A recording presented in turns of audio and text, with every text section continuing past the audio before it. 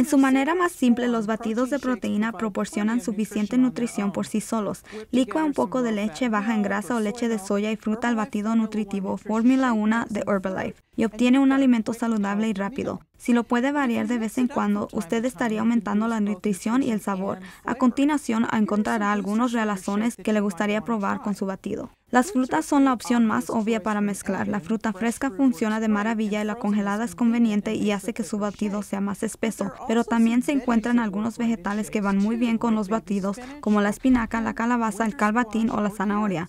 También puede intentar una mezcla de fruta con vegetales con piña o zanahorias. Las frutas y los vegetales proporcionan vitaminas minerales, fibra y antioxidantes adicionales. Su batido de reemplazo alimenticio con leche baja en grasa o leche de soya contribuye en una buena dosis de proteína y nutrientes, pero si desea aumentar su proteína aún más, usted puede agregar a su batido un poco de polvo de proteína sin sabor o yogur desgrasado sin sabor o requesón. También puede usar el tofu blando o si le gustan los lácteos. Algunas personas prefieren agregar grasa saludable a su batido y mezclan algunas semillas de lino o chía con su batido, pequeñas cantidades de mantequilla de cacao o de semilla como almendra, pistacho o camaño.